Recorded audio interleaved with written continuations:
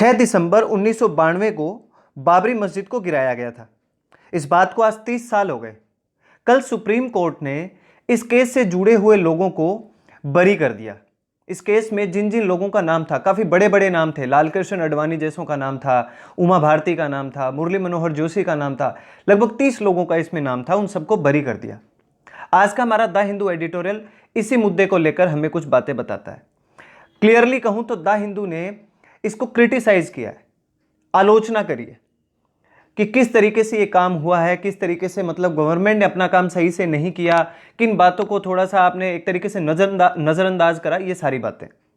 आज का एडिटोरियल काफी बड़ा है, बड़ा इन द सेंस रेगुलरिटी में तो द हिंदू में 2 एडिटोरियल्स आते हैं, लेकिन आज उन दोनों की जगह पर एक ही एडिटोरियल है। तो बस मैं आपसे इतना चाहता हूं कि नोटबुक और पेन अपने पास रखिए, क्योंकि खूब सारे वर्ड मीनिंग्स आपको देखने को मिलेंगे, खूब सारी वोकैब आज आप सीखोगे।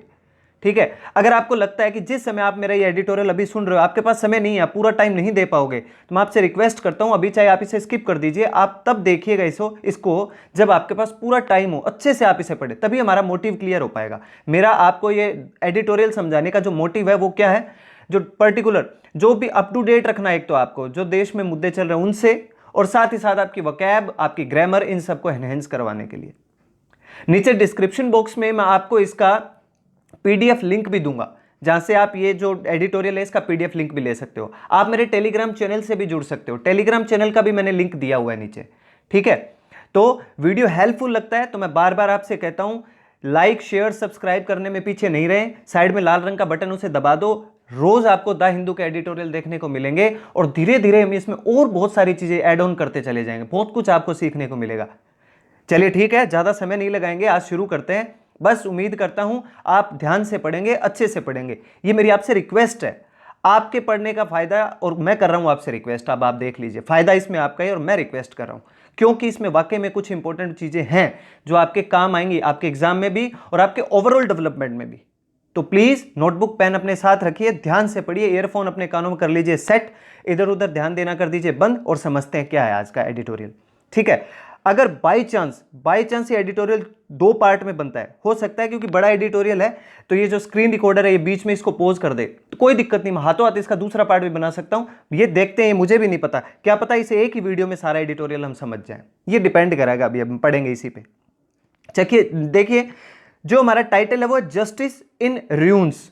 जस्टिस का मतलब क्या होता है, न्याय। इन र्यून्स का मतलब बर्बाद। जो जस्टिस है वो र्यून है, बर्बाद है, ठीक है ना, एक तरीके से नहीं निकला सही तरीके से, वो जो न्याय है वो सही तरीके से निकल के सामने नहीं आया, जो न्याय है वो क्या नहीं रहा, सही नहीं रहा। India can not afford successive judicial setbacks to secular values and the rule of law. देखो सबसे पहले मीनिंग आया अपने पास यहां पे, एक तो आया सेटबैक्स। देखिए सेटबैक्स का क्या मतलब होता है, पहले तो ये सेटबैक का मतलब होता है असफलता, किसी पर्टिकुलर ऑब्स्टेकल की वजह से, किसी बाधा की वजह से अगर आप कोई असफलता आपके सामने आती है ना, मतलब किसी प्रॉब्लम की वजह से आप असफल होते हो, इसे सेटबैक्स बोलते हैं। ठीक है ना, तो India can not afford, Bharat afford नहीं कर सकता, सहन नहीं कर सकता सक्सेसिव जुडिशियल सेटबैक्स। सक्सेसिव का मतलब होता है कंटिन्यूटी में, लगातार। सक्सेसिव का क्या मतलब, यहां पे कंटिन्यूटी में लगातार जो जुडिशियल सेटबैक्स हो रहे हैं, जो न्याय की हार हो रही है, जो न्याय की पराजय हो रही है, न्याय जो असफल हो रहा है, इसको भारत अफोर्ड नहीं कर सकता to secular values. Secular values का मतलब जो हमारे धर्मनिरपेक्ष जो हमारी वैल्यूज हैं, ठीक है ना, ये जो वैल्यूज है हमारी धर्मनिरपेक्ष, इसके लिए, and the rule of law, कानून के शासन के लिए। कानून के शासन के लिए हमारी जो सेक्युलरिज्म है, ठीक है ना, हमारा जो धर्मनिरपेक्ष की जो वैल्यूज है, जो हमारी कीमत है धर्मनिरपेक्षता की, जिसके बदौलत पे जिसके बलबूते पे भारत देश खड़ा है, इन सबको, और ये जो जुडिशियल सेटबैक्स हो रहे हैं, बार बार कानून की ये जो हार हो रही है, पराजय हो रही है ना, इसको भारत क्या नहीं कर सकता, अफोर्ड नहीं कर सकता। चलिए समझते हैं। The ruins of the Babri Masjid were cleared, passive voice बन गया सबसे पहले ही, the ruins of the Babri Masjid, ठीक है ना, the ruins of the Babri Masjid, subject का काम यहाँ पे रून्स कर रहा है। एक बच्चे ने मुझसे डिमांड करी थी कि सर सब्जेक्ट बता दिया करो, द रून्स ये सब्जेक्ट का काम कर रहा है, प्लूरल है ना बेटा, तो इसलिए यहाँ पे क्या लगा, वर लगा, वर क्लियर्ड, और ये पैसिव वॉइस बना है। ठीक है, तो the ruins of the Babri Masjid were cleared in record time by the hordes of vandals mobilised for demolishing. Meaning आ चुके हैं, पेन तैयार रखो बस हाथ में। देखो पहले जो वर्ड है अपने पास, ये मैं बताता हूं, होर्ड का मतलब लिख लो, इसका मतलब होता है लार्ज ग्रुप ऑफ पीपल, ठीक है ना, कई सारे लोगों का ग्रुप, ठीक है ना, संगठन, ठीक है ना। तो हॉर्ड का मतलब क्या होता है, लार्ज ग्रुप ऑफ पीपल, ये मीनिंग लिख लो आप। फिर अगला मीनिंग आपको बताता हूं, वेंडाल। वेंडाल का मतलब क्या होता है, देखिए इसको आप कई सारे मीनिंग बनते हैं, जैसे बारबरस, चार्लिश, असभ्य, ठीक है ना। वंडाल का क्या मतलब निकल के आ रहा है पे, असभ्य लोग, चर्लिश लोग। चर्लिश मैंने इसका सिनोनिम बताया है, बारबरस भी होता है, इसका भी मतलब असभ्य होता है, ठीक है। तो वर क्लियर्ड इन रिकॉर्ड टाइम। अब देखो यहां पे जो अपने पास मीनिंग आया है सबसे पहले, इन रिकॉर्ड टाइम, इसका मतलब होता है थोड़े कम समय में, ठीक है ना, बहुत ही कम समय में। द रून्स ऑफ बाबरी मस्जिद, बाबरी मस्जिद के जो रून्स थे, रून्स का मतलब, अब यहां पे रून्स का क्या मतलब आ रहा है, एक तरीके से अवशेष कह दो आप, ठीक है ना। जो रून्स थे बाबरी मस्जिद के, जो अवशेष थे, वर क्लियर्ड, उन्हें किया गया, साफ किया गया, इन रिकॉर्डिंग, बहुत ही कम समय में, by the horse. By the horse का मतलब लार्ज ग्रुप ऑफ पीपल, ठीक है ना, लोगों के एक ग्रुप के द्वारा, ठीक है ना।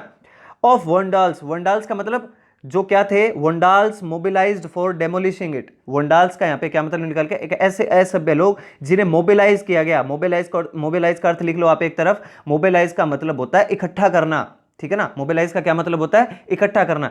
जो वंडाल इकट्ठे किए गए, असभ्य लोग इकट्ठे किए गए, मतलब ऐसे लोग जो क्या करते हैं, वंडाल को आप एक तरीके से ये कह सकते हो, जो प्रॉपर्टी को, किसी और की प्रॉपर्टी को नुकसान पहुंचाते हैं, ठीक है ना, किसी और की चीज को नुकसान पहुंचाते हैं, ऐसे लोगों को इकट्ठा किया गया, ठीक है ना। फॉर डेमोलिशिंग इट, फॉर डेमोलिशिंग का क्या मतलब होता है, गिराने के लिए। इट का मतलब यहां पे किसके बारे में बात कर रहा है, बाबरी मस्जिद के लिए। तो बाबरी मस्जिद के जो अवशेष थे उनको क्लियर किया गया इन रिकॉर्ड टाइम, बहुत ही कम समय में। इन रिकॉर्ड टाइम फ्रेज है, नोट डाउन कर लो, इन रिकॉर्ड टाइम, बहुत ही कम समय में, बाय द होर्ड्स, ठीक है ना, लोगों के समूह के द्वारा, ऑफ वंडाल्स, वो किसके समूह थे, जो असभ्य लोग थे। असभ्य का यहां पे कहने का मतलब जो पब्लिक प्रॉपर्टी को नुकसान पहुंचाते, ऐसे लोग, मोबिलाइज्ड, जो इकट्ठे किए गए, फॉर डेमोलिशिंग इट, इसको गिराने के लिए। सम डेट्रिटस वॉज स्टिल लेफ्ट। अब देखो डेट्रिटस का क्या मतलब होता है, डेट्रिटस का मतलब होता है वेस्टेज, खंडर, अवशेष, ठीक है ना। कुछ ऐसे अवशेष, कुछ खंडर, वॉज स्टिल लेफ्ट, उस समय भी क्या थे, मौजूद थे, वॉज स्टिल लेफ्ट, उस समय भी मौजूद थे। दो, यद्यपि, बिलीव अमंग मैनी दैट, यद्यपि ये विश्वास था, बिलीव का मतलब ये विश्वास था क्या। अब देखो बिलीफ यहां पे नाउन के तौर पे यूज हो रहा है, कैसे पता चला मुझे नाउन के तौर पे, क्योंकि पीछे इसके लगा एक आर्टिकल ए। तो आर्टिकल जो यूज होते हैं, चाहे ए हो, चाहे एन हो, चाहे द हो, ये हमेशा किसी नाउन के ही पहले लगते हैं। तो ये बिलीव दैट, ये एक विश्वास था। और ये कैसा विश्वास, ये कैसा नाउन है, ये एब्स्ट्रैक्ट नाउन है, भाववाचक संज्ञा। तो एक विश्वास, अमंग मैनी दैट, बहुत सारे लोगों के बीच में विश्वास, that justice would be done, कि इंसाफ किया जाएगा, वुड बी डन, किया जाएगा, इंसाफ होगा, and the constitution and the rule of law would be upheld, और जो संविधान है और जो कानून का शासन है, जो संविधान और रूल का जो कानून का जो शासन है ना, वुड बी अपहेल्ड। देखो अपहेल्ड का मतलब क्या होता है, मेंटेन करना, उसे बरकरार रखा जाएगा, ठीक है ना, उसे बनाए रखा जाएगा, ऐसा लोगों का क्या था, विश्वास था। If the criminal court punishes, अगर क्या करता है क्रिमिनल कोर्ट जो है वो क्या करता है, पनिश, सजा देता है। क्रिमिनल कोर्ट सब्जेक्ट सिंगुलर है तो पनिशेज सिंगुलर वर्ब की फर्स्ट फॉर्म लगती है। दोज हु प्लॉटेड, अगर क्रिमिनल कोर्ट जो है वो सजा देता है, दोज उनको, हु प्लॉटेड, जिन्होंने साजिश रची। प्लॉट का मतलब क्या होता है, किसी की कोई काम की साजिश रचना, प्लॉट तैयार करना, ठीक है ना, जिन्होंने साजिश रची। द इवेंट्स ऑफ December 6, 1992, 6 दिसंबर 1992 के घटना का जिन्होंने प्लॉट रचा, षड्यंत्र रचा, साजिश रची, उनको क्या मिलेगी, सजा मिलेगी, ठीक है ना। और उनको लगा कि ये क्या होगा, जस्टिस वुड बी डन, इंसाफ मिलेगा, जो संविधान है और कानून का जो शासन है, वुड बी अपहेल्ड, उसे बरकरार रखा जाएगा। Even when the supreme court handed over the empty site. अब समझो आप यहां पे ये क्या कहना चाहता है, इवन व्हेन का मतलब यहां तक कि हुआ क्या, सुप्रीम कोर्ट ने क्या किया, हैंडेड ओवर। देखो हैंडेड ओवर का मतलब क्या होता है, फ्रेजल वर्ब है, सौंपना। Handed over the empty site, जो खाली जगह थी, टू दोज हु वांटेड, जो लोग ये चाहते थे, द मॉस्क, जो मस्जिद, ब्रॉट डाउन, ब्रिंग डाउन की, ये आप देख लो वर्ब, ब्रिंग, ब्रॉट, ये यहाँ पे क्या बन गई है, सेकंड फॉर्म बन गई है, कि जो लोग ये चाहते थे कि जो मस्जिद है ना उसे ब्रॉट डाउन का मतलब क्या हो गया यहाँ पे, एक तरीके से कि उसे नीचे गिराया जाए, ठीक है ना। टू बिल्ड, क्या बनाने के लिए, अ राम टेम्पल, एक राम मंदिर बनाने के लिए। Its recognition of the demolition as an egregious violation of the rule of law. देखो पूरा सेंटेंस मैं आपको समझाने की कोशिश करता हूं, ठीक है ना, स्टेप बाय स्टेप चलना। एडिटोरियल काफी बड़ा है इसलिए ध्यान से समझिएगा। ये कहता है कि इवन व्हेन का मतलब यहां तक कि हुआ क्या, the supreme court handed over, supreme court ने हैंडेड ओवर, मतलब सौंप दिया, एम्प्टी साइट, वो खाली जगह उन लोगों को जो चाहते थे कि मोस को क्या किया जाए, ब्रॉट डाउन, नीचे गिराया जाए, नीचे लाया जाए, टू बिल्ड बनाने के लिए, राम टेम्पल, राम मंदिर बनाने के लिए। Its recognition of demolition.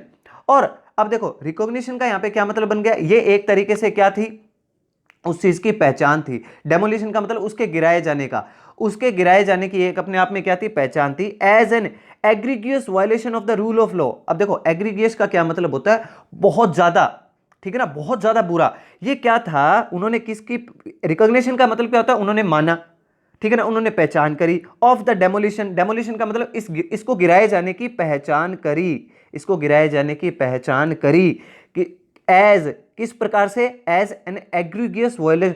Egregious का मतलब होता है बहुत ज्यादा बुरा, प्रबल, बहुत ज्यादा वायलेशन, वायलेशन का मतलब उल्लंघन, एक बहुत ज्यादा बुरा उल्लंघन माना गया of the rule of law, कानून के शासन का। मतलब जो सुप्रीम कोर्ट है ना, जिसने उन लोगों को ये खाली साइट सौंप दी जो राम मंदिर बनाना चाहते थे और मस्जिद को नीचे लाना चाहते थे, गिराना चाहते थे, उन्होंने भी माना। रिकॉग्निशन का मतलब उन्होंने भी माना of demolition, of the demolition का मतलब इस गिराने को, इस विध्वंस को, एज, किस प्रकार का, एक बहुत ही ज्यादा प्रबल, बहुत ही ज्यादा बुरा वायलेशन, उल्लंघन, वायलेशन का मतलब उल्लंघन of the rule of law, कानून के शासन का। Gave rise to hope that.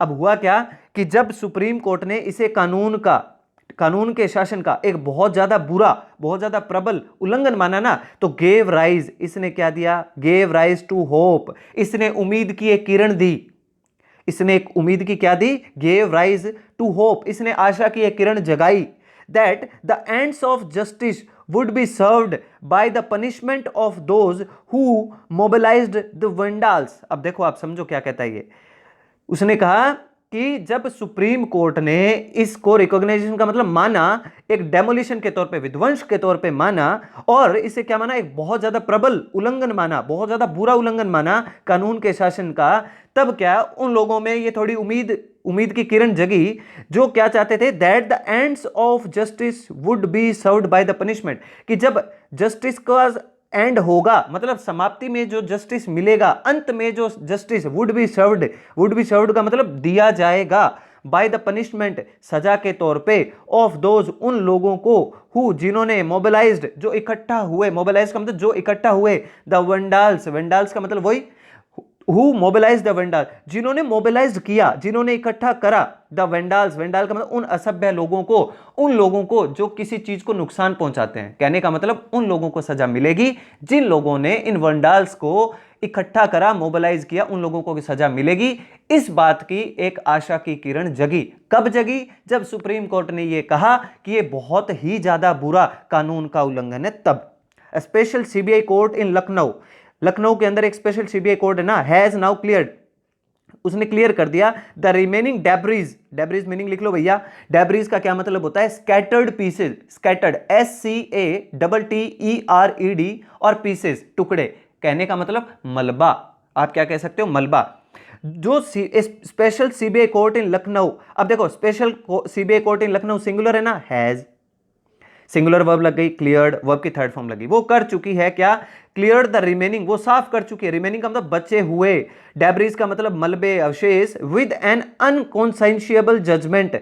अब देखो यहां पे क्या गजब की बात कहता है, अनकॉन्साइंसेबल का मतलब होता है बिना सोचे समझे, अनुचित, ठीक है ना, और जजमेंट का मतलब न्याय, ठीक है ना। अब देखो स्पेशल सीबीआई कोर्ट है ना जो लखनऊ में, वो अब क्या कर चुकी है, जो बचे हुए डेब्रीज थे, जब डेब्रीज का यहां पे मतलब क्या है, मलबा। अब देखो यहां पे कौन से मलबे की बात कर रहा है, कौन से स्कैटर्ड पीसेस की बात कर रहा है, कि जो बची खुची, जो बची खुची उम्मीद की किरण थी, यहां पे डेब्रीज का मतलब जो बची खुची डेब्रीज थी, जो उम्मीद की किरणें थी ना, विद एन अनकॉन्सेंशियबल जजमेंट, अपने बिना सोचे समझे उन्होंने जो जजमेंट दिया, सीबीआई के स्पेशल कोर्ट ने, इसने उसको भी क्या कर दिया है, क्लियर कर दिया है। कहने का मतलब बिना सोचे समझे आपने ये जजमेंट दे दिया, ध्यान दिया ही नहीं आपने बातों ने, तो फिर जो थोड़ी बहुत भी बची खुची डेब्रीज, डेब्रीज का मतलब मलबा, लेकिन यहाँ पे उसका मलबे को किसके साथ, एक तरीके से आप ये कह सकते हो मेटाफर यूज किया गया है। किसके साथ मेटाफर यूज करा है, कि उम्मीद की किरण के साथ, ठीक है ना, उम्मीद की जो छोटी मोटी किरण जो बची हुई थी ना, वो भी अब क्या हो चुकी है, साफ हो चुकी है। थ्रोइंग टू द विंड्स, पहले तो इसको अंडरलाइन कर लो आप, इस थ्रोइंग टू द विंड्स को। देखो ये एक फ्रेज होता है, ठीक है ना, ये ज्यादातर है ना नॉवेल्स वगैरह में वहां यूज किया जाता है, मैंने काफी देखा इसको, थ्रोइंग टू द विंड्स। देखो थ्रोइंग टू द विंड्स, जैसे बहुत तेज हवाएं चल रही हैं और एक पतवार लेकर, अपनी नाव को लेकर उस तेज भाव की तरफ बहता चला जा रहा है, अपने आप को लेके जा रहा है। तो मतलब आप क्या करो, बिना सोचे समझे, ठीक है ना, कोई काम करने की सोचते हो कि आपको साफ साफ दिखाई दे रहा है कि विंड्स का मतलब तेज हवाएं चल रही है, और आप थ्रो का मतलब अपने आप को फेंक रहे हो, उड़ेल रहे हो, झोंक रहे हो उस पतवार की, सॉरी, उस तेज हवा की तरफ, मतलब आप बिना सोचे समझे काम कर रहे हो। तो throwing to the winds the supreme court's observation on the demolition. अब देखो यहां पे क्या कहता है, क्या बनता है सेंटेंस यहां पे, ये कहता है कि जो बिना सोचे समझे, ठीक है ना, बिना सोचे समझे जो ये काम किया है, जिसका नेगेटिव रिजल्ट आएगा, द सुप्रीम कोर्ट्स ऑब्जर्वेशन, जो सुप्रीम कोर्ट का जो ऑब्जर्वेशन है, ठीक है ना, जो उन्होंने ऑब्जर्व करा है, जो समझा है, जो जाना है, ऑन द डेमोलिशन, किसको लेकर, डेमोलिशन को लेकर, इस विध्वंस को लेकर, the trial court has in effect given judicial legitimation to the Ram Janmabhoomi movement by acquitting all those indicted for conspiracy to bring down the structure. समझो आप पूरा ही पूरा सेंटेंस क्या कहता है यहां पे। देखो यहां पे ये कहता है कि ये देखो, सबसे पहले जो इंडिक्टेड मीनिंग आता है ना, इसे इंडाइटेड बोलते हैं, ठीक है ना, मैं तो इंडिक्टेड बोल रहा हूं। इंडिक्टेड से क्या मीनिंग याद हो जाए, इंडिक्ट का मतलब होता है इशारा करना। इंडिकेटर जगता है ना हमारी बाइक में, गाड़ी के अंदर, इंडिकेटर का मतलब इशारा करना। तो वैसे इसका पर्टिकुलर जो ओके प्रोनाउंसिएशन है वो होता है इंडाइटेड।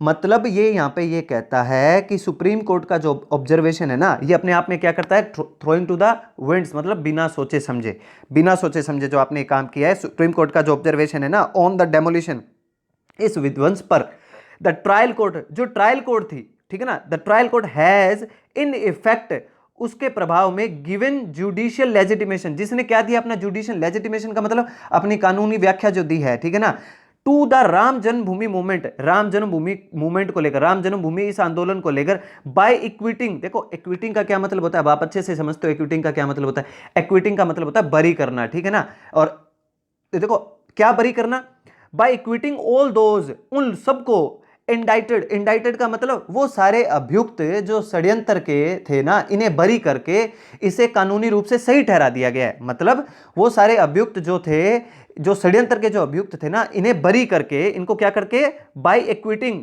इन्हें बरी करके, ऑल दोज, वो सभी, फॉर कॉन्सिपरेसी, इंडिक्टेड फॉर कॉन्सिपरेसी, जो षड्यंत्र के क्या थे, कॉन्सिपरेसी का क्या मतलब होता है, षड्यंत्र, जो इस षड्यंत्र के क्या थे, इंडाइटेड थे, मतलब इंडाइटेड का मतलब जो इसके अभियुक्त थे, to bring down the structure, क्या लेके आना, ब्रिंग डाउन, नीचे लेके आना, स्ट्रक्चर का मतलब उस पर्टिकुलर, उस बिल्डिंग को, उस स्ट्रक्चर को नीचे लाने के जो जो अभियुक्त थे ना, उन सबको आपने क्या कर दिया, एक तरीके से आपने बरी कर दिया, ठीक है ना। ये एक तरीके से आपने क्या किया है, थ्रोइंग टू द विंड्स, अपने आप को बिना सोचे समझे एक मुसीबत में डाल दिया है। आपने जो ऑब्जर्वेशन किया डेमोलिशन का, ये सही तरीके से नहीं करा।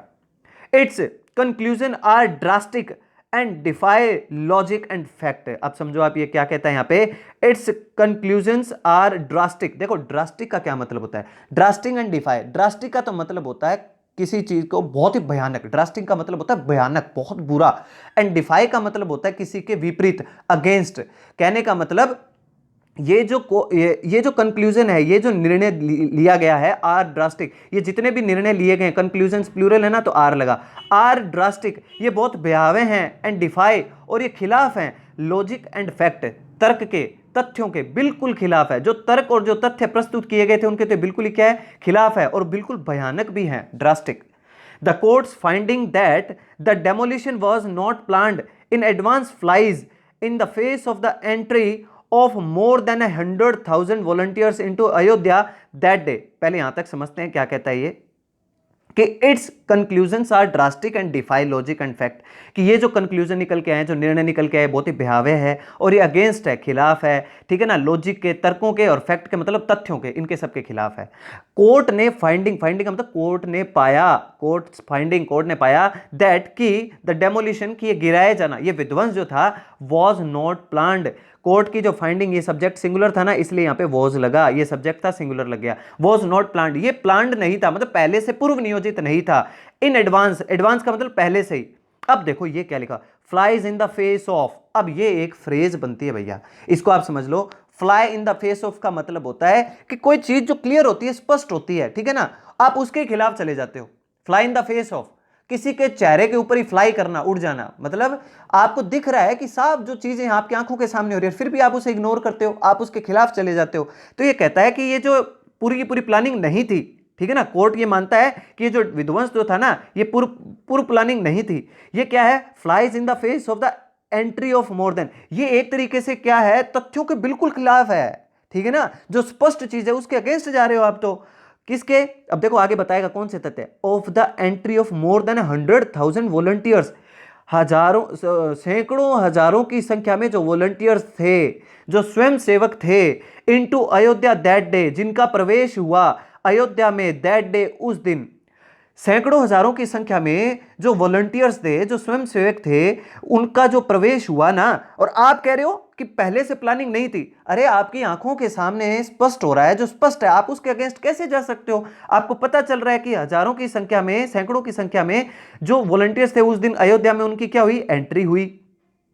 जो आर्म्ड थे, आर्म्ड का मतलब जिनके पास हथियार थे, विद क्रोबार्स। अब देखो क्रोबार्स का क्या मतलब होता है, क्रोबार्स होता है हंसली, बोलते हैं ना अपन, हंसली को बोलते हैं। स्पैड, स्पैड का मतलब फावड़े। चलो एक वर्ड बताता हूं आपको, एक है ना इडियम बनता है, कॉल स्पैड, SPAD, कॉल स्पैड ए स्पैड, कॉल स्पैड ए स्पैड, ये एक फ्रेज बनता है, ठीक है ना, याद रखें, कॉल स्पैड ए स्पैड, कॉल स्पैड ए स्पैड, मतलब जो जैसी बात है उसे आप बिल्कुल वैसा ही बोलते हो। जैसे फावड़े को फावड़ा ही कहना, तो मतलब जो जैसी बात है उसे आप वैसा ही बोलते हो। दैट इस फ्रेज का मतलब बनता है कॉल स्पैड ए स्पैड। तो यहाँ पे स्पैड का मतलब फावड़े।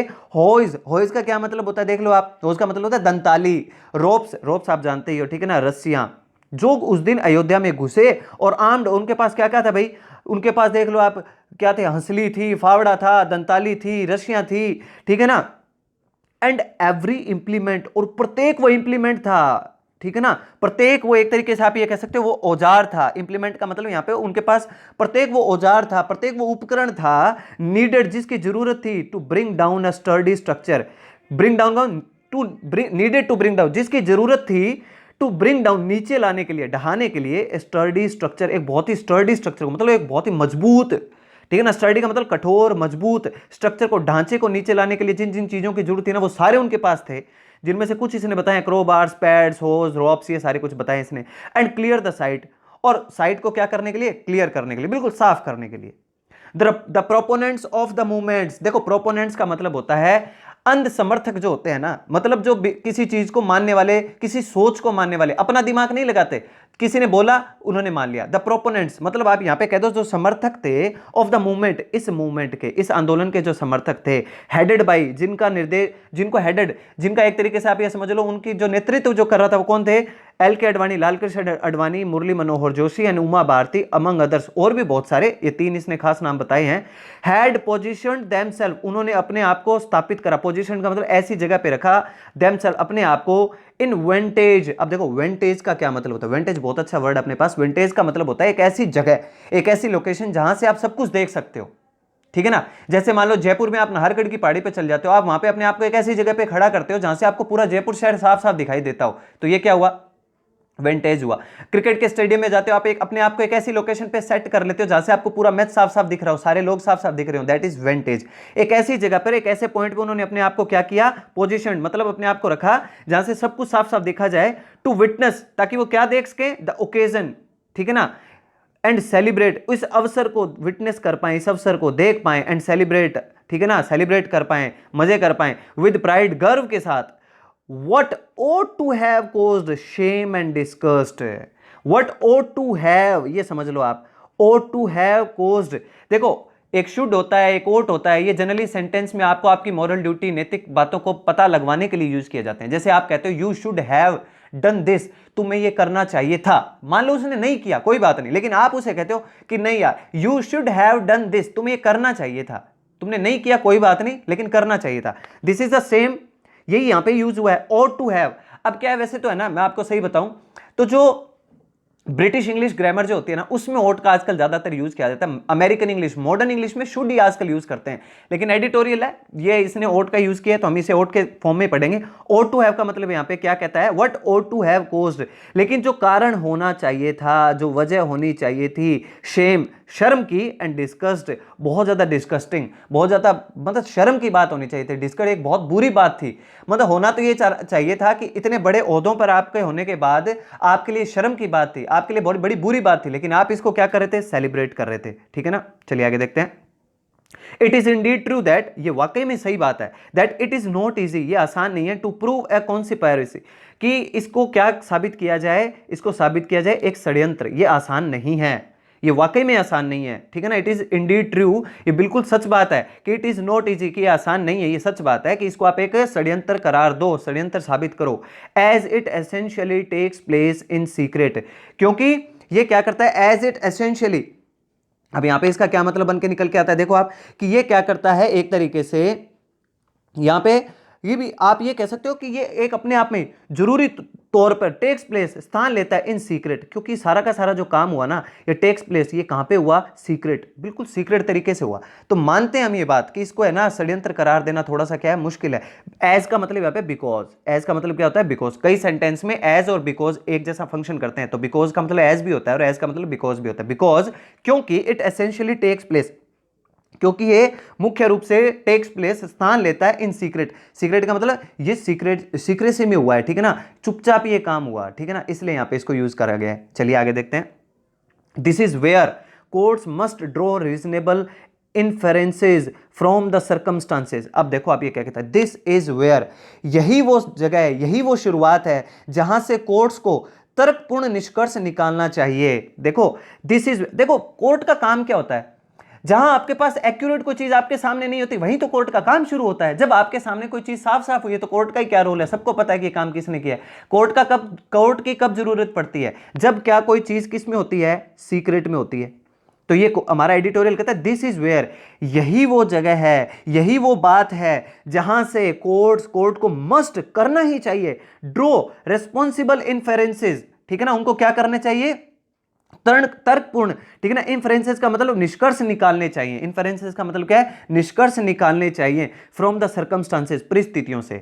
कोर्ट का यह काम है कि उनको ऐसी परिस्थितियों से ही तो निष्कर्ष निकालने चाहिए, और कैसे निष्कर्ष, रीजनेबल, तर्कपूर्ण, ड्रॉ करना चाहिए, उन्हें आप अंडरलाइन करो, ठीक है ना, आपको पता होना चाहिए कि कहां पे क्या हुआ है। मस्ट का मतलब करना ही चाहिए, ठीक है ना, स्ट्रॉन्ग ऑब्लिगेशन आपके ऊपर बाध्यता है, कोर्ट को ऐसा, तभी तो कोर्ट की जरूरत पड़ती है। But in a conspiracy of this nature, लेकिन अगर इस प्रकार की प्रकृति का जो जब षड्यंत्र होता है, ठीक है ना, ऑफ दिस नेचर, इस प्रकार की प्रकृति का मतलब इस तरीके का, it is easy to see that, ये बड़ा आसान है ये देखना, दैट दोज इन्वॉल्व्ड, जो लोग इसमें शामिल थे, वर, वो क्या कर रहे थे, मार्चिंग अंडर अ बैनर, वो एक बैनर के तले मार्च कर रहे थे, आगे बढ़ रहे थे, एक बैनर के तले वो क्या कर रहे थे, आगे बढ़ रहे थे।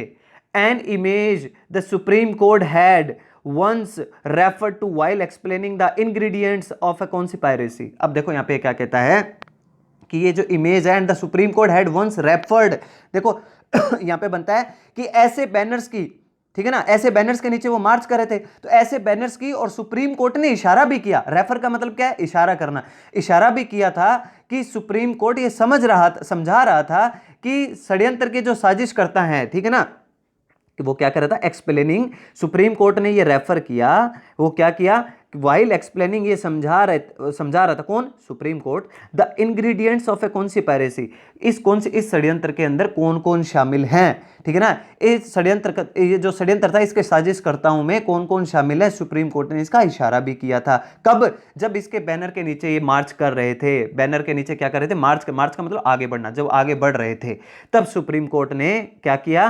रेफर का मतलब इशारा किया था, वाइल एक्सप्लेनिंग, ये समझाते हुए, ये बताते हुए, द इंग्रेडिएंट्स का मतलब वैसे तो क्या होता है, कोई चीजें किसी में शामिल होना, पर यहां पे क्या है, इस कॉन्स्पिरेसी में, इस षड्यंत्र में जो लोग शामिल थे उनके बारे में बात कर रहा है। इन दिस केस, इस केस में, apart from the political mobilisation, इस केस में किसके अलग अगर हम बात करें, पॉलिटिकल मोबिलाइजेशन का मतलब राजनीतिक जो भीड़ इकट्ठी होती है, मोबिलाइजेशन होती है, अगर उसको अगर हम साइड में रखें, एंड द परपोर्टेड इंटेंट, अब देखो परपोर्टेड का क्या मतलब होता है, परपोर्टेड का मतलब होता है कथित तौर पे, किसी और के कहने पर माने जाने वाली बात। आपने कोई बात कही, फिर मैं जाके आगे किसी और को बोलता हूं, तो मैं यही कहूंगा कि भी कथित तौर पे, कथित तौर का मतलब कहे जाने के अनुसार, भी आपके कहे जाने के अनुसार मैं आपको यह बताता हूं कि, फिर ऐसे आगे कोई सेंटेंस बना दिया, तो कथित तौर पे किसी और के कहने पर माने जाने वाली बात। तो ये कहता है कि, देखो कहां गया वो, एंड द परपोर्टेड इंटेंट, और कथित जो इंटेंट का मतलब इरादा, सोच, टू असेंबल, इकट्ठा करना, ऑन अ पर्टिकुलर डे, उस पर्टिकुलर, सेम उसी दिन, उसी विशेष दिन इकट्ठा करना, किनको, पूरी की पूरी भीड़ को। The court had with it sufficient evidence, court के पास क्या थे, अपने पर्याप्त एविडेंस, सबूत थे, that there was studied inaction on the part of the state, मतलब लोगों का इस तरीके से पहले से ही इकट्ठा होना, ठीक है ना, तथाकथित तौर पर उन लोगों का सारा उस पर्टिकुलर दिन पर, उस विशेष दिन पर इकट्ठा होना, कोर्ट के पास पर्याप्त परिणाम थे, दैट कि there was studied inaction on the part of the state, कि जो राज्य था ना, राज्य का जो हिस्सा था, राज्य का जो काम था, इन एक्शन का मतलब उसने क्या किया, इन एक्शन नहीं लिया, एक्शन का मतलब कोई काम करना, इन एक्शन का मतलब कोई काम नहीं करना, ठीक है ना। Whose chief minister was one of the accused, जिसके चीफ मिनिस्टर, मुख्यमंत्री, was one of the accused में से एक थे, दोषियों में से एक थे। कहां की बात कर रहा है, यूपी की, ये यूपी की तो बात हो रही है, तो उनके चीफ मिनिस्टर वहां से एक थे। तो ये एक तरीके से ये कहना चाहता है कि जो स्टेट जो था ना, जो राज्य था, उसने भी अपना पार्ट अच्छे से अदा नहीं किया, क्योंकि उनको अच्छे से पता था कि ये जो पर्टिकुलर जो जितने जो लोग पर्टिकुलर उस डे पे इकट्ठे हो रहे हैं ना, ये उन्होंने क्या किया, स्टडीड इन एक्शन, उन पे कोई एक्शन नहीं लिया, ठीक है ना। और वहां के जो चीफ मिनिस्टर थे was one of the accused, जो कि दोषियों में से ही एक थे, and the unambiguous and open threats to the structure voiced by many of the movement's protagonist. अब देखो ये समझने की कोशिश करना, जिसके जो चीफ मिनिस्टर थे वो वन ऑफ द एक्यूज, जो खुद क्या दोषियों में से एक थे, एंड द अनएम्बिगियस, अनएम्बिगियस का क्या मतलब होता है, एम्बिगियस, एम्बिगियस का मतलब क्या होता है, अनक्लियर, अनएम्बिगियस का मतलब क्लियर, जो ये स्पष्ट था, ठीक है ना, एंड द अनएम्बिगियस, ये बिल्कुल स्पष्ट था, एंड ओपन थ्रेड्स, खुली धमकी, to the structure voiced by, to the structure voiced by, ये जो स्ट्रक्चर था, जो ढांचा जो था, वॉइस्ड बाय का मतलब है यहां पर समर्थन किया, इसका जो समर्थन किया many of the movement's protagonist, कई सारे, मैनी ऑफ द मतलब कई सारे मूवमेंट के प्रोटागोनिस्ट, प्रोटागोनिस्ट का क्या मतलब निकल के आ रहा है यहां पे,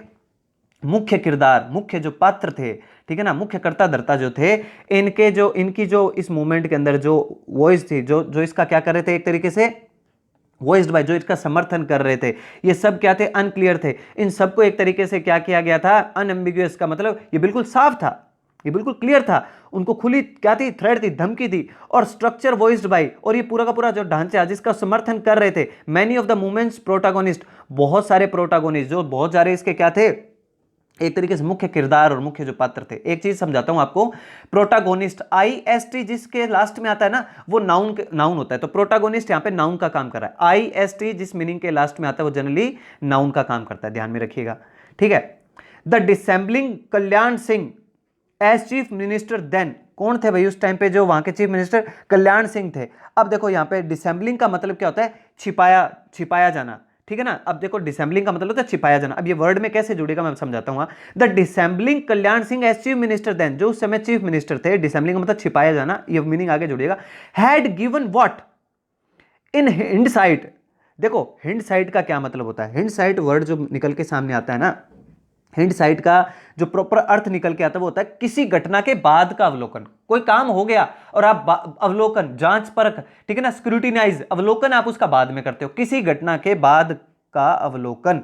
तो हुआ क्या, कल्याण सिंह जो चीफ मिनिस्टर थे उस समय ने, उन्होंने क्या किया, had given what in hind site, उन्होंने अवलोकन करा, what was an obviously false assurance to the highest court and the National Integration Council that nothing but a symbolic car सेवा would take place। अब देखो आप, डिसेंबलिंग का मैंने आपको क्या मतलब बताया था, डिसेंबलिंग का जो पर्टिकुलर मीनिंग निकल के, अब इस सेंटेंस में जो निकल के आएगा वो मतलब छिपाना। अब क्या छिपाया कि कल्याण सिंह ने ये बात छिपाई, क्या छिपाई, हैड गिवन वर्ड, जो उन्होंने जानकारी दी, हैड गिवन वर्ड का मतलब जो उन्होंने जानकारी दी, हिंड साइट जो उन्होंने अवलोकन किया, कब किया, घटना के बाद, उन्होंने क्या किया, बिल्कुल क्लियर, तो ऑब्वियस, बिल्कुल फाल्स, झूठ, एश्योरेंस दिया, उन्होंने एश्योरेंस का मतलब एक तरीके से एश्योरेंस दिया, उन्होंने पुख्ता बात कही, to the highest court, highest court का मतलब सुप्रीम कोर्ट, सुप्रीम कोर्ट को कहा, और नेशनल इंटीग्रेशन काउंसिल को उन्होंने बोला दैट नथिंग, कि ये कुछ भी नहीं होने वाला। हुआ क्या है, सुप्रीम कोर्ट को और इंटीग्रेशन जो काउंसिल थी ना, उनको कल्याण सिंह ने इस मामले से पहले ही ये एश्योरेंस दे दिया, झूठा आश्वासन दिया, एश्योरेंस का मतलब आश्वासन दिया, क्या दिया, कि nothing but a symbolic car सेवा, कि कुछ नहीं है, ये तो खाली क्या है, कार सेवा है, कार सेवा के लोग हैं जो क्या करेंगे, वो टेक प्लेस, वो वहां पर जाएंगे, कहाँ जाएंगे? बाबरी मस्जिद में जाएंगे। तो एक तरीके से कल्याण सिंह ने, जो चीफ मिनिस्टर थे, उन्होंने ये बात डिसेंबलिंग छिपाई। क्या छिपाई? और उन्होंने झूठा आश्वासन दिया। क्या दिया? कि जो हाईकोर्ट को, किसको दिया? हाईकोर्ट को और नेशनल इंटीग्रेशन काउंसिल को, राष्ट्रीय जो एकीकृत जो काउंसिल है, उसको ये कहा कि कुछ भी नहीं होने वाला, ये तो एक सिंबलिक, मतलब बस ऐसे ही कार सेवा होगी, वुड टेक प्लेस, कार सेवा वाले वुड टेक प्लेस, वहां पे जाएंगे, अपना काम करेंगे, ऐसा कुछ भी नहीं होने वाला। और हिंड साइट उन्होंने घटना के बाद जो अवलोकन किया, बाद में बताते हैं ये बात भी। वो आगे देखते हैं। Specific instructions appeared to have been given to the security forces, बहुत ही कुछ विशेष इंस्ट्रक्शंस दिए गए, दिशा निर्देश दिए गए। अपीयर्ड प्रतीत होते हैं, टू हैव बीन गिवन दिए हुए प्रतीत होते हैं, to have been given appeared भी ऐसा लगता है कि कुछ स्पेशल इंस्ट्रक्शंस प्रतीत होता है कि दिए गए थे टू द सिक्योरिटी फोर्सेस, जो सुरक्षा के जो बल थे, जो सुरक्षा बल थे, उनको कुछ विशेष निर्देश दिए गए थे, ऐसा अपीयर्ड प्रतीत हुआ। नोट टू स्टॉप, क्या करने के लिए? ना रोकने के लिए। द कार सेवक्स, कार सेवकों को रोकने का निर्देश दिया, ना रोकने के निर्देश दिए गए थे, ऐसा प्रतीत होता है। और हिंडर, हिंडर का मतलब बाधा पहुंचाना, दियर प्लान्स, उनके जो प्लान थे उनमें कोई बाधा ना पहुंचाई जाए, ठीक है ना, उनको ना रोका जाए, ऐसा प्रतीत होता है कि इस प्रकार के गिवन, ठीक है ना, इस प्रकार के क्या दिए गए? इंस्ट्रक्शंस दिए गए थे। किसको? सिक्योरिटी फोर्सेस को। How else would one explain the events, ऐसी घटनाओं को कैसे एक्सप्लेन करेगा? When the crowd went into a frenzy goaded on by provocative speeches by the dignitaries.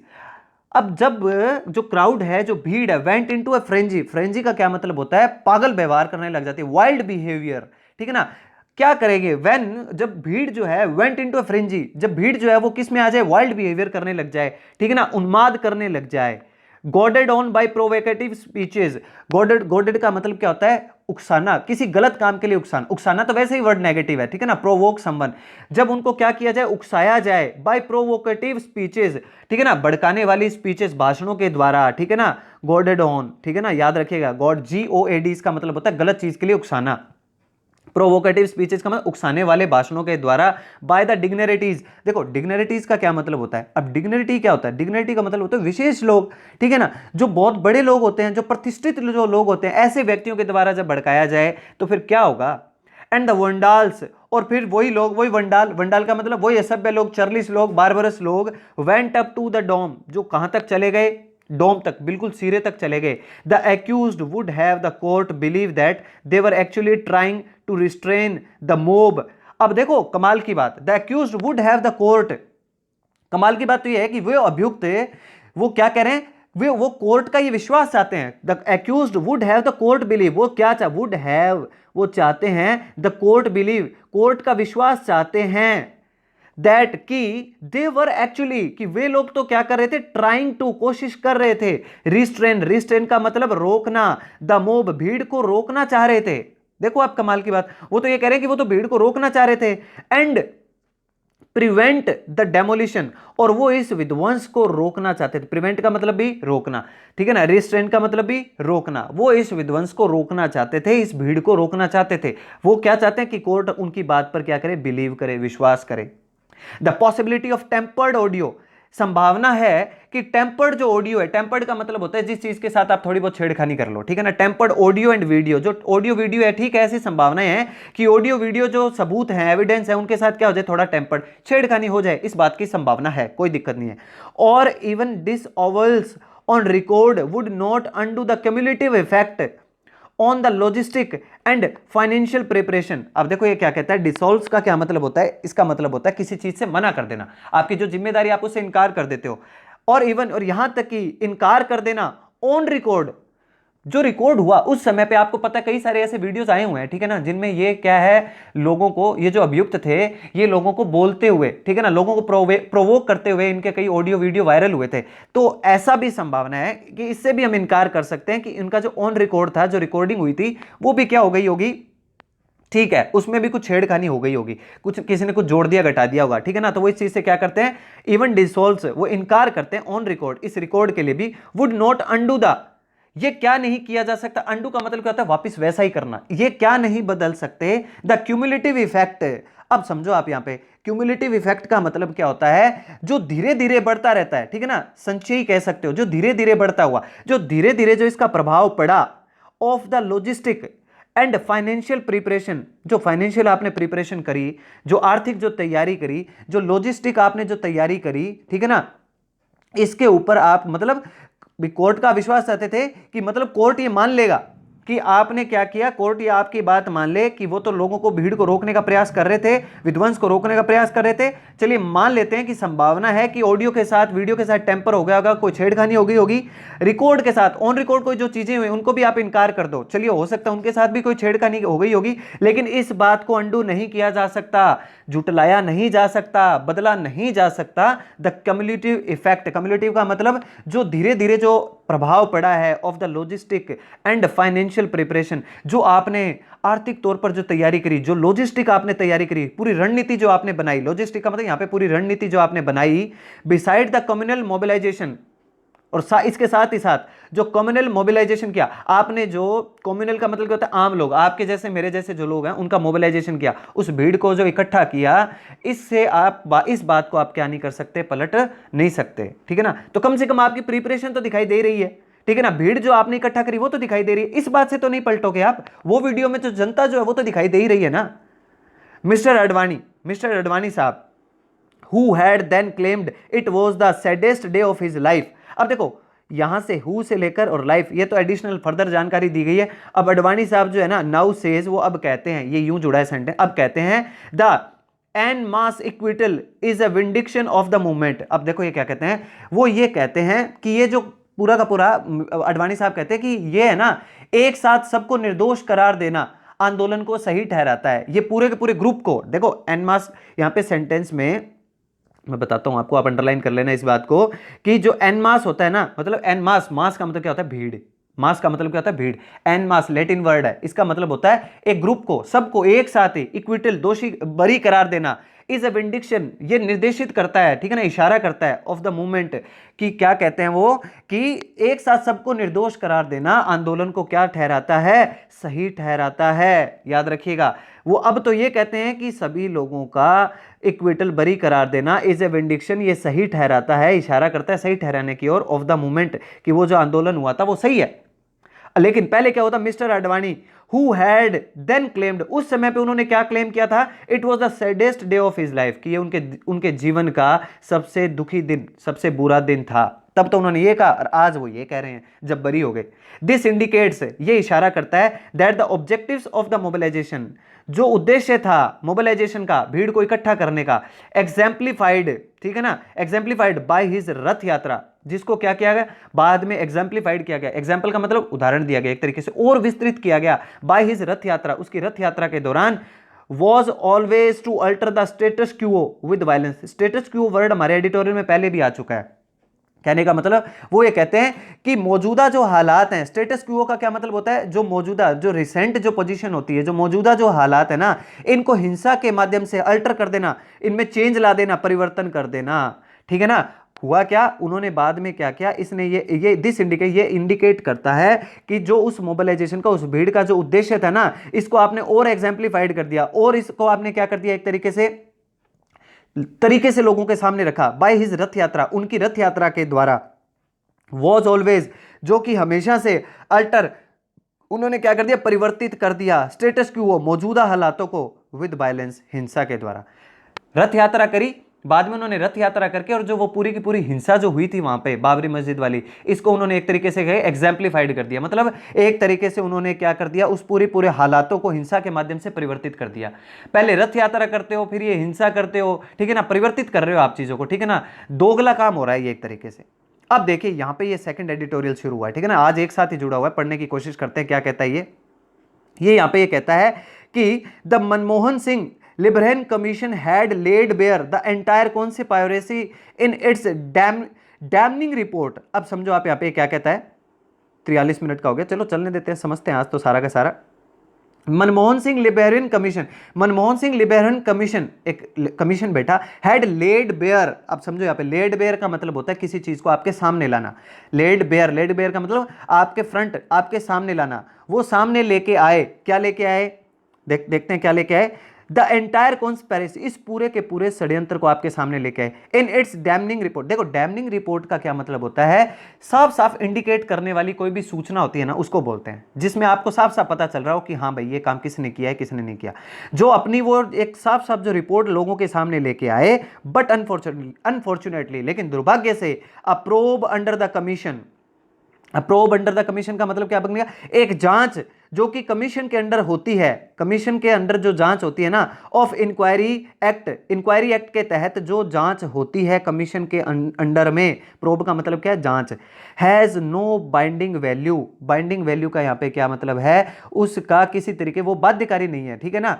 मतलब ये किसी तरीके से बाध्यकारी नहीं है, उसकी कोई बाइंडिंग वैल्यू नहीं है, ठीक है ना। वेयर एज द एविडेंस एड्यूस्ड, ठीक है ना, at the trial alone matters, और जहां, ठीक है ना, एक्यूज देखो यहां पे क्या, और सुनवाई के दौरान जो साक्ष्य प्रस्तुत होते हैं ना वही मायने रखते हैं, कहने का मतलब, और जबकि, वेयर एज का मतलब जबकि, द एविडेंस जो सबूत होते हैं, एड्यूस्ड एट द ट्रायल, ट्रायल का मतलब सुनवाई, सुनवाई के दौरान जो साक्ष्य है, जो एविडेंस, जो साक्ष्य, जो सबूत है ना, एड्यूस्ड का मतलब प्रस्तुत किए जाते हैं, एड्यूस्ड का मतलब क्या होता है, प्रस्तुत करना, प्रमाण के तौर पे किसी चीज को प्रस्तुत करना, एट द ट्रायल, सुनवाई के दौरान, अलोन मैटर, सिर्फ वही क्या करते हैं, मैटर्स, मायने रखते हैं। अब मैं समझाता हूं पूरा का पूरा लाइन आपको।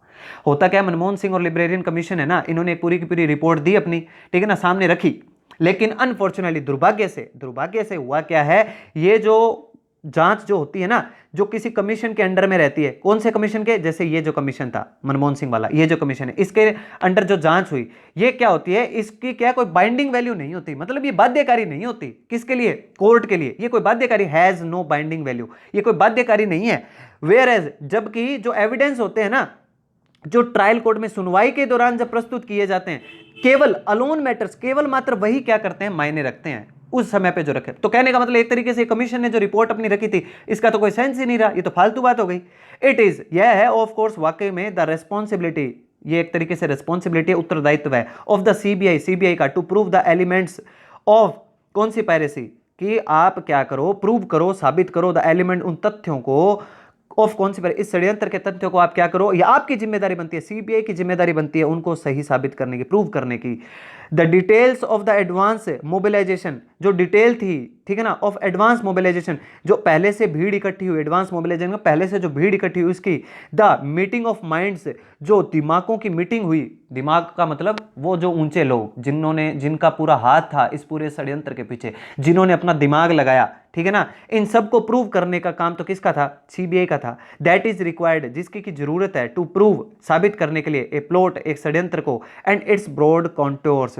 देखो ब्रॉड कॉन्टोर्स का यहां पे क्या मतलब निकल के आ रहा है, कि एक तरीके से ये कह रहा है कि इस पूरे के पूरे जरूरत है इसको साबित करने की, क्या, एक षड्यंत्र, और इसको एक ब्रॉड कॉन्टोर्स का मतलब एक बहुत बड़ी, कॉन्टोर का मतलब क्या होता है, एक तरीके से आकृति देना, ठीक है ना, यहाँ पे आकृति का मतलब रूपरेखा, ठीक है ना, इसकी लाइनिंग, इस रूपरेखा को, इस षड्यंत्र को प्रूव करने का काम जो है वो किसका है, जरूरत किसको है, सीबीआई को है, कि वो प्रूव करके छोड़े इसको। ये जो भीड़ इकट्ठा हुई, एडवांस मोबिलाइजेशन, पहले से भीड़ इकट्ठा हो गई वहां पे, ठीक है ना, मीटिंग ऑफ माइंड्स, पहले से जो दिमाग चल रहे थे, जिन्होंने पूरा षड्यंत्र रचा, ये सब साबित करने की जिम्मेदारी जो किसकी है, इस प्लॉट को, इस षड्यंत्र को प्रूव करने की जिम्मेदारी किसकी है, और इसके जो कॉन्टोर्स हैं, ठीक है ना, कॉन्टोर्स का मतलब ये जो रूपरेखा जो तैयार हुई इस पूरे के पूरी साजिश की, इसको सही साबित करने का, इसको प्रूव साबित करने का काम किसका था, सीबीआई का। That the agency failed is no surprise, agency fail हो गई, इज नो सरप्राइज, ये कोई बड़ी बात नहीं है, ठीक है ना, एजेंसी जो थी वो फेल हो गई, ठीक है ना, नहीं साबित कर पाई, ये सरप्राइज वाली बात नहीं है। फ्रॉम द बिगिनिंग, अगर शुरुआत से ही देखा जाए, फ्रॉम द बिगिनिंग का मतलब शुरुआत से ही देखा जाए, समझते हैं, फ्रॉम द बिगिनिंग, एक मिनट में सेट कर देता हूं, फ्रॉम द बिगिनिंग, ये इसको इधर, हाँ, from the beginning the police investigation has been marked by bungling. अब देखो ये क्या कहता है, कि शुरुआत से ही जो पुलिस की इन्वेस्टिगेशन हुई, जो जांच हुई, has been marked by bungling. देखो मार्क्ड बाय बंगलिंग का मतलब कि शुरुआत से ही इसमें मार्क, मतलब ऐसे ऐसे निशान देखे गए हैं जो क्या है, बाय बंगलिंग, घपले के। पुलिस की जो इन्वेस्टिगेशन हुई, जो जांच हुई ना, इसमें क्या देखे गए, मार्क्ड बाय, इसमें ऐसे मार्क देखे गए, निशान देखे गए, बाय बंगलिंग, किसके, घपले के द्वारा, कई घपले इसमें देखे, बंगलिंग वर्ड याद रखना, घपला होता है, ठीक है ना। When the main events, जब जो मेन इवेंट्स होते हैं, जो मेन जो काम होते हैं, वर कवर्ड बाय 2 FIRs, जो दो मेन इवेंट, जो दो प्रमुख घटनाएं हुई, वर कवर्ड, पैसिव वॉइस है, कवर की गई 2 FIR के द्वारा, the UP government initially failed to notify both of them.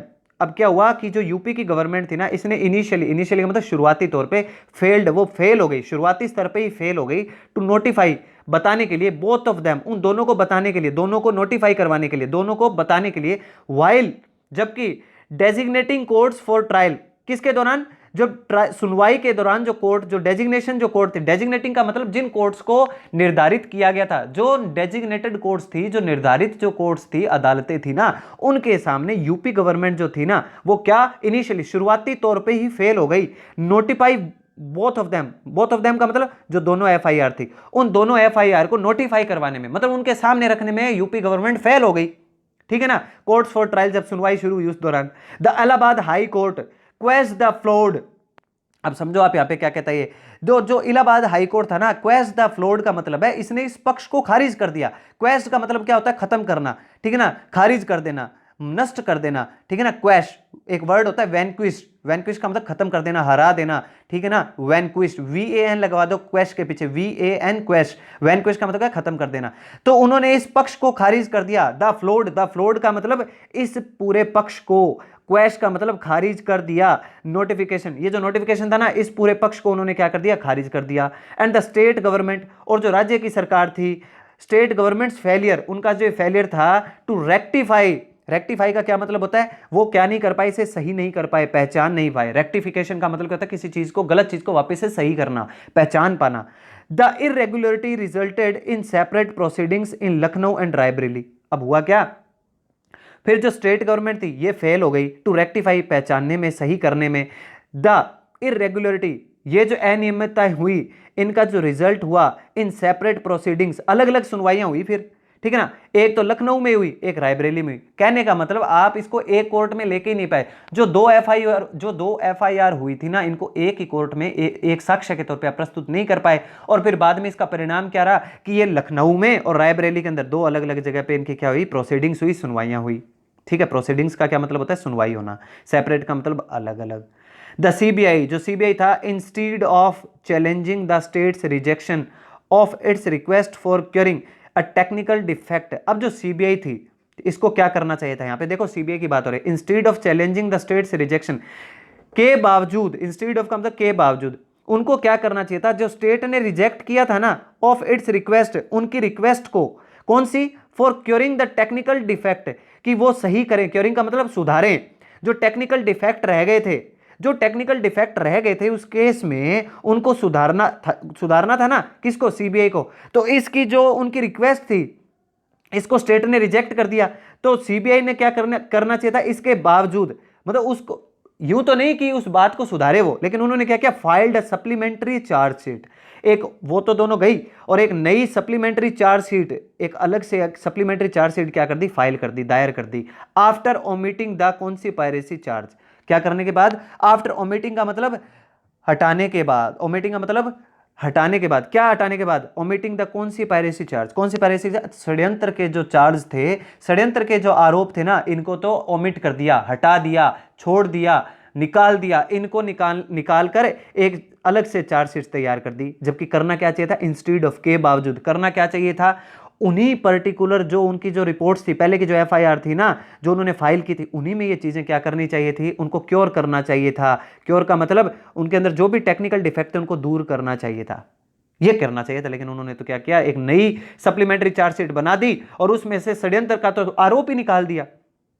आगे देखते हैं, the supreme court later said, supreme court ने बाद में कहा, this derailed the joint trial. Derailed का क्या मतलब होता है, देखो रेल का मतलब रेल ही होता है, ठीक है ना, और डी रेल का मतलब पटरी से उतर जाना। तो कहने का मतलब सुप्रीम कोर्ट ने ना क्या कहा कि इस supreme court later said, supreme court ने बाद में कहा कि this derailed the joint trial, संयुक्त सुनवाई को इसने का मतलब किसने, ये जो ऊपर ये जो काम हो के आया है, इस काम ने क्या कर दिया, सुप्रीम कोर्ट ने बाद में कहा कि इस काम ने, this derailed the joint trial, इसने जो संयुक्त सुनवाई थी ना, इसको खटाई में डाल दिया। डिरेल्ड का मतलब खटाई में डाल देना, मतलब जो मेन बात थी ना वो तो मुद्दे से हट गए वो, ठीक है ना, जो मेन बात थी ना वो पटरी से उतर गई। एंड रिजल्टेड, और इसका परिणाम क्या हुआ, इन सेपरेट प्रोसीडिंग्स, इसका रिजल्ट ये निकला कि दो अलग अलग सुनवाइयां होनी शुरू हुई, इन टू प्लेसेस, दो अलग अलग स्थानों पे। इन 2017 में the supreme court revived the conspiracy charge, 2017 में सुप्रीम कोर्ट ने रिवाइव्ड का मतलब वापस से रिवाइव किया, वापस से जिंदा किया, एक तरीके से शामिल किया षड्यंत्र के चार्जेस को। डायरेक्टेड द ट्रायल कोर्ट, और निर्देश, डायरेक्टेड का मतलब निर्देश दिए द ट्रायल कोर्ट, सुनवाई की जो छोटी वाली कोर्ट थी उसको, टू रिज्यूम, शुरू करना डे टू डे ट्रायल, कि वो प्रतिदिन डे टू डे ट्रायल करे, ठीक है ना, दिन ब दिन ट्रायल करे, सुनवाई करें। एंड स्टर्नली रिमाइंडेड, और बहुत स्टर्नली रिमाइंडेड का मतलब सख्ती से ही उन्हें रिमाइंड का मतलब याद दिलाया, बहुत ही सख्ती से उन्हें, स्टर्नली का क्या मतलब होता है, सख्ती से उन्हें ये याद दिलाया द एजेंसी को that it was because of its failure, कि ये किसकी वजह से था, उनके फेलियर की वजह से, उनके असफलता की वजह से था। And that of the state government, और साथ ही साथ उन्होंने स्टेट गवर्नमेंट को भी ये याद दिलाया that a crime that shook the secular fabric, उन्होंने किसको, एजेंसी को भी ये याद दिलाया, एजेंसी का मतलब सीबीआई को ये याद दिलाया, और स्टेट गवर्नमेंट को ये याद दिलाया कि ये जो अपराध था दैट शुक, जिसने हिला कर रख दिया, शुक का मतलब हिला के रख दिया, द सेक्युलर फैब्रिक, जो हमारा धर्मनिरपेक्ष ताना बाना है, फैब्रिक का मतलब जो ढांचा है, इसको हिला के रख दिया, ऑफ द कॉन्स्टिट्यूशन, हमारे संविधान का जो ताना बाना है धर्मनिरपेक्ष का, उसको हिला के रख दिया। Had not seen justice for 25 year, और 25 साल हो गए न्याय मिले हुए, 25 साल हो गए न्याय को देखे हुए, 25 साल हो गए आप कर क्या रहे हो, एक ऐसा षड्यंत्र जिसने क्या किया, हिला के रख दिया, किसको, जस्टिस को हिला के रख दिया, न्याय को हिला के रख दिया, ठीक है ना, हमारे सेक्युलर जो फैब्रिक था, जो हमारा धर्मनिरपेक्षता का जो ताना बाना था, उसको, संविधान के धर्मनिरपेक्ष ताने बाने को हिला के रख दिया। तो इस तरीके से जो सुप्रीम कोर्ट ने, इसने एक तरीके से क्या लगाई, फटकार लगाई, ठीक है ना, एक तरीके से उनको सख्ती से याद दिलवाया। चलिए आगे देखते हैं। Whether a political hamstrung agency could have successfully prosecuted such a sensitive case is a moot question। अब देखो यहां पे क्या कहता है, whether a political hamstrung, अब ये यहां पे ये कहना चाहता है कि क्या ये जो पॉलिटिकल, जो ये अपने आप में एक तरीके से क्या हुआ है, हैमस्ट्रंग हुआ है। देखो हैमस्ट्रंग का क्या मतलब निकल के आता है, हैमस्ट्रंग वर्ड अपने पास पहले भी आया था, कि जो ये कंट्रोल्ड होता है, जिस पर हमारा प्रभाव रहता है, ठीक है ना।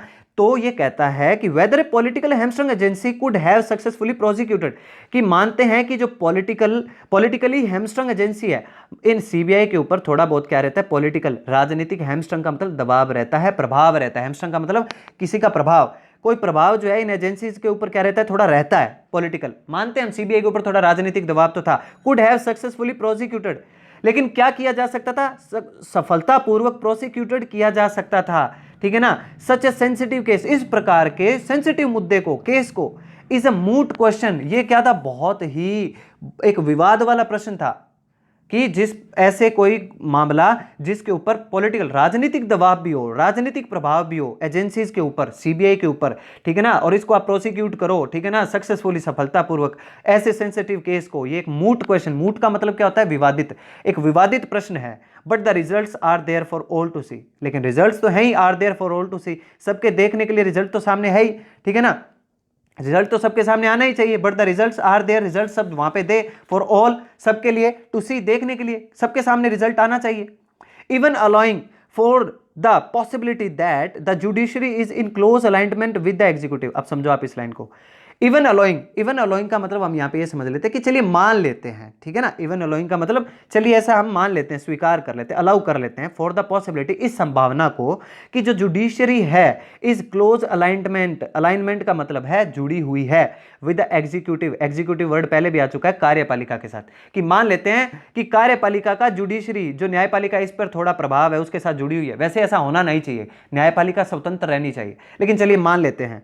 इट इज अनएक्सेप्टेबल, ये बिल्कुल अस्वीकार्य है, टू सी, क्या देखना, a court going so far as to parrot the specious theory advanced by the demolition squad. देखो ये क्या कहता है, ये बिल्कुल, ये क्या है, चलिए मान लेते हैं कि एग्जीक्यूटिव जो है, कार्यपालिका है, और जुडिशरी, आपस में इनके बीच में थोड़ा बहुत अलाइनमेंट का मतलब आपसी जुड़ाव है, लेकिन ये बिल्कुल भी स्वीकार्य नहीं है। क्या देखना कि अदालत ऐसे तथ्यों को तोते की तरह रिपीट करेगा, ठीक है ना, एज टू पैरेट का मतलब तोते की तरह बड़बड़ाना, ठीक है ना, तोते की तरह बोलेंगे। द स्पेशियस थ्योरी, वही की वही थ्योरी, जैसा कौन बोल रहा है, एग्जीक्यूटिव बोल रहा है, जैसा कार्यपालिका बोल रही है, वैसे के वैसे थ्योरी आप बोल रहे हो, वैसे के वैसे तथ्य, विशेष तथ्य आप बोल रहे हो, आपका मतलब जुडिशरी सिस्टम बोल रहा है। To see to see a court going so far, भी आप इतनी दूर तक चले जाते हो कि आप ऐसे कैसे तथ्य बोलते हो, मतलब बिल्कुल तोते की तरह। स्पेशियस थ्योरी मतलब वो कि वही तथ्य बोलते हो। Advanced by the demolition squad, जो किसके द्वारा बढ़ाए गए थे, एडवांस का मतलब किसके द्वारा बोले गए, किसके द्वारा बढ़ाए गए ऐसे तथ्य है, डेमोलिशन स्क्वाड, ठीक है ना। कौन सा ग्रुप, स्क्वाड का मतलब वो ग्रुप जिसने क्या क्या विध्वंस किया, from the BJP VHP RSS family, वो कौन कौन शामिल है उसमें, बीजेपी, विश्व हिंदू परिषद, वीएचपी का मतलब विश्व हिंदू परिषद, आरएसएस राष्ट्रीय स्वयंसेवक संघ फैमिली, ये परिवार जो था 4 इयर्स सालों से, दैट द डिस्ट्रक्शन वाज, कि जो ये विध्वंस हुआ, जो डिस्ट्रक्शन था, ये क्या था, वॉज है स्पॉन्टेनियस एक्ट, ये तो क्या था, एक स्पॉन्टेनियस एक्ट था। स्पॉन्टेनियस एक्ट का मतलब ये तो एक स्वाभाविक चीज थी, स्वाभाविक काम था, स्वाभाविक प्रक्रिया थी। आप अगर ये बात मान रहे हो तो ये तो बहुत बुरी बात है कि जैसा एग्जीक्यूटिव बोल रहे हैं, जैसा कार्यपालिका बोल रही है, वैसे आप बोलते जा रहे हो। No, all those who went through that disgraceful phase, वो सारे लोग जो गुजरे, वेंट थ्रू का मतलब जो गुजरे इस प्रकार के डिसग्रेसफुल फेज से, इस शर्मनाक दौर से गुजरे, डिसग्रेसफुल का मतलब इस शर्मनाक दौर से गुजरे, फेज का मतलब दौर, in India's political history, Bharat की राजनीतिक इतिहास में, नो दैट, वो ये जानते हैं, that the demolition was only the culmination of a revanchist movement, वो सब जानते हैं, ठीक है ना, इंडियन हिस्ट्री में वो सब जानते हैं कि जो ये जो डेमोलिशन, जो विध्वंस हुआ, वाज ओनली द कल्मिनेशन, ये क्या हुआ, ये एक खाली क्या था, कल्मिनेशन था। ये क्या था, एक कल्मिनेशन मतलब ये एक चरम सीमा थी, टॉप लेवल था, प्रकाष्ठा थी, किसका, ऑफ अ रिवेंचिस्ट। रिवेंचिस्ट का मतलब क्या होता है, किसी खोई हुई इज्जत को पाने के लिए किया गया आंदोलन। रिवेंचिस्ट का मतलब क्या होता है, रिवेंज, रिवेंज से ही बना है, ठीक है ना, रिवेंज से ही बना होगा, ठीक है ना। तो खोई हुई इज्जत को पाने के लिए किया गया आंदोलन, ठीक है ना, रिवेंचिस्ट मूवमेंट, खोई हुई इज्जत को पाने के लिए किया गया आंदोलन। भी सब जानते हैं कि भारत के इतिहास में ये जो विध्वंस था ना, ये क्या था, सिर्फ और सिर्फ एक पराकाष्ठा थी, चरम सीमा थी, किस चीज की, खोई हुई इज्जत को पाने का प्रयास किया गया था यहाँ पे, ठीक है ना। जो आंदोलन किया था वो एक खोई हुई इज्जत को पाने के लिए किया गया था। The period was marked by communal mobilisation, ये जो पीरियड था इसे मार्क किया गया, ठीक है ना, एक तरीके से आप समझ लो, इसे मार्क किया गया, इसे माना गया, क्या माना गया, कम्युनल मोबिलाइजेशन। कम्युनल मोबिलाइजेशन का मतलब ये एक जो संगठित, जो संगठन, जो मोबिलाइजेशन का मतलब भीड़ जो इकट्ठा हुई, जो मोबिलाइजेशन हुआ, ठीक है ना, जो लोग इकट्ठे। कम्युनल का मतलब किसी पर्टिकुलर, किसी जाति विशेष के, कम्युनल का मतलब किसी संप्रदाय के, ठीक है ना, कम्युनल का मतलब किसी संप्रदाय के जो लोग इकट्ठा हुए, ये क्या हुआ, holding of procession together bricks meant for constructing a temple, holding of procession together. अब देखो यहां पे समझने की कोशिश करना, ये क्या कहता है, प्रोसेशन का मतलब है कि इकट्ठा करना, ठीक है ना, ईंटें इकट्ठा करने के लिए जो ये जुलूस निकला, ठीक है ना, होल्डिंग ऑफ प्रोसेशन टुगेदर, एक साथ जो इकट्ठा हुए इस जुलूस के लिए, ब्रिक्स, ईंटें इकट्ठा करी इन्होंने, मींट फॉर कंस्ट्रक्शन टेम्पल, और क्या माना इन्होंने कि ये क्या करेंगे, मंदिर का निर्माण करेंगे। Holding a procession together, procession का मतलब इकट्ठे हुए, ये होल्ड का मतलब वहां पे इकट्ठे हुए, प्रोसेशन टुगेदर एक साथ जो इकट्ठा हुए,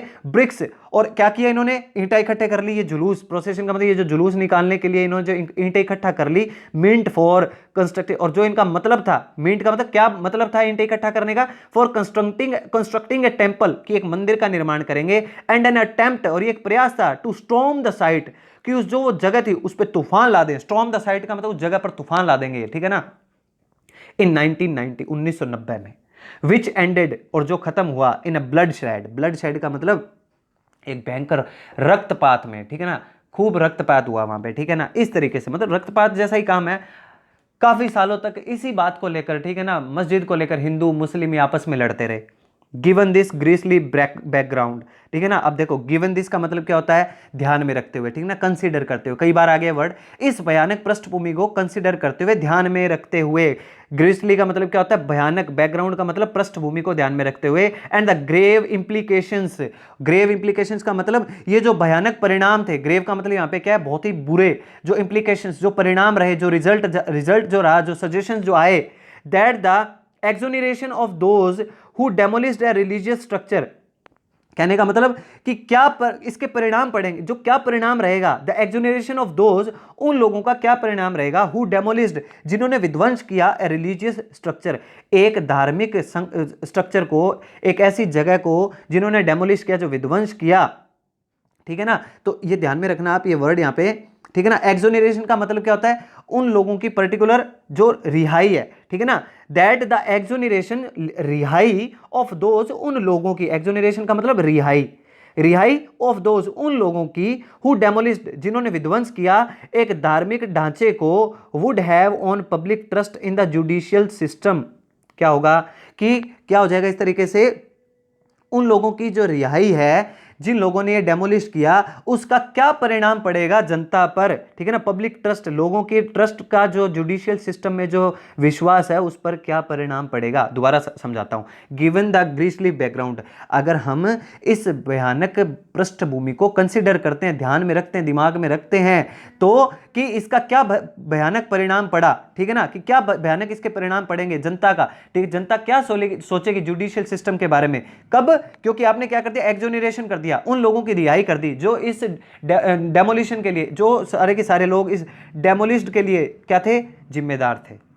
it is imperative that, it is imperative का यहां पे क्या मतलब निकल के आता है, इस विश्वास को बनाए रखने के लिए, ठीक है ना। इट इज इंपेरेटिव दैट, ये जरूरी है इस विश्वास को बनाए रखने के लिए, that the CBI goes on appeal, कि सीबीआई क्या करे, अपील करे। सीबीआई कहां पे जाए, अपील करे, ठीक है ना। The cause of communal amity can not afford successive judicial setbacks to both secular values and the rule of law.